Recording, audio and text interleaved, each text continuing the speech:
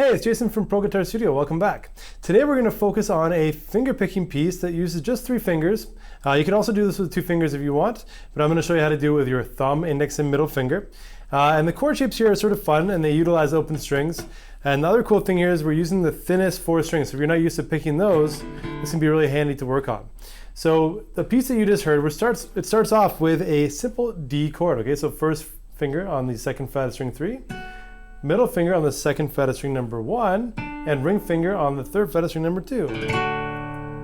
Now picking pattern wise, I'm going to do thumb on string number 4, and then index finger on string number 2, thumb on string number 3, middle finger on string number 1. Now if you want to double up the index finger down here, go for it. And this is an example of a Travis picking pattern where the thumb alternates. Now, the original Travis picker, Merle Travis, and he didn't invent this style, but it's what we call this format where we alternate the bass notes, right? It's a basically alternating bass note. It comes from ragtime piano, where you do like 2 notes on the left hand of the piano. But in this case here, the idea of Travis picking is that we have an alternating bass note, okay? So originally, he just used a thumb pick and his index finger. I think that's quite limiting, so I don't limit myself to that at all. If you want to, and that's where you feel comfortable, it's totally cool. Plenty of my students prefer to do that, but I use my thumb, index, thumb, and middle, okay? So still a basic thing, we're still doing Travis picking, playing the same strings, we're just utilizing the extra finger. So I'm dedicating my thumb to string number 4 and 3, index finger to string number 2, and middle finger to string number 1. And so I do 4, 2, 3, 1, thumb, index, thumb, middle. Now another thing I do is I anchor my finger here. You don't need to, and it's definitely something you'll see that some players do it, some players don't.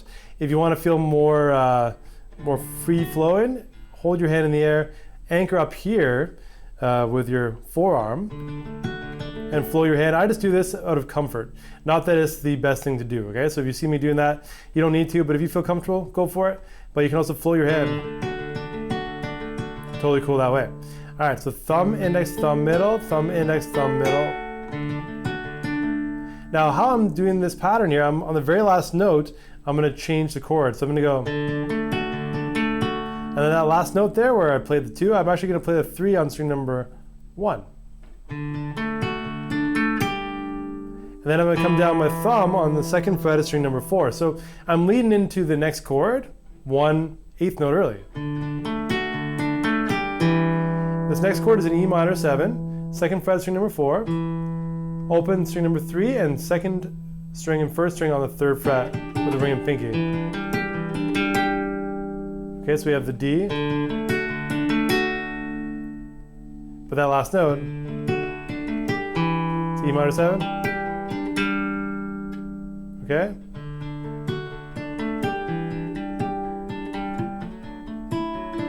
At the end of that, so the first chord leads in an 8th note early. The 2nd chord doesn't, okay? It just plays out. The next chord here is a D over F sharp, but it's adding in the 2nd, okay? So in this case here, we can call this a D add 9 over F sharp. We're gonna go same strings. And the last note is the first note of the next chord anyway, so it's all good. We're gonna leave that first string open. We're gonna play a G6. So this is, I should say, 4th fret string number 4, 2nd fret string number 3, 3rd fret string number 2. So that's the D add 9 over F sharp. 4, 2, 3, 0. And then the G6, we slide over 1 fret with our ring finger. 5th fret, middle finger on the 4th fret, index finger on the 3rd fret. So same pattern there. So the D, E minor 7. That's the D add 9 over F sharp. G6. Actually, you know what? At the end of the E minor 7, I do lift my hand off. So in real context here. So I do go 1/8 note early to get that open string. It's only for the transitions. So It's not that it was by design.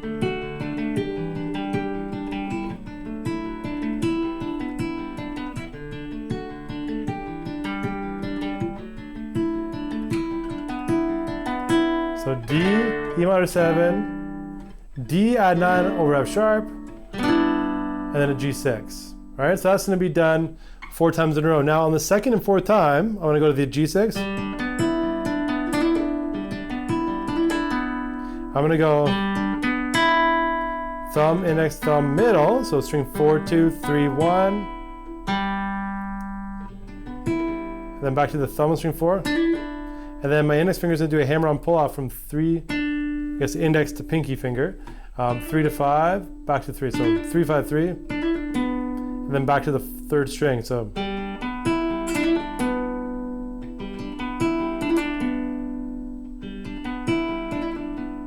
and I use my index finger to grab both those notes. So I have this.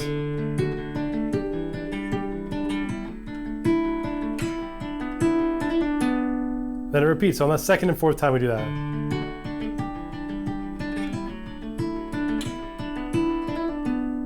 Okay, so 4 times in a row, and that's the main pattern, right? Now the second part, I just made a secondary part just to go through and make it more interesting. I took the G6 and slid it up 2 frets, and that's just an A note, A chord, and then the E string is the double of the second string, so do that same pattern. Slide down to G6, and then we do the D add 9 over F sharp, and slide up to fret number 12 with our ring finger. So 12, 11, 10, and open. So this is going to be a D, add 9 with the E note, right? So this.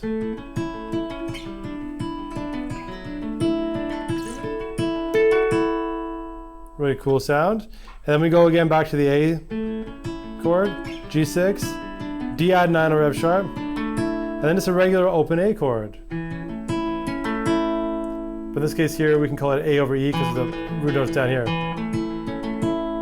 So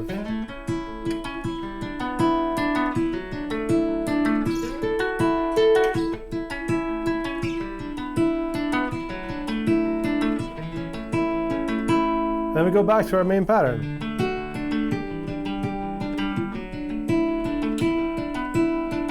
Second time we do that little hammer-on pull-off. Then strum our D chord to finish, okay?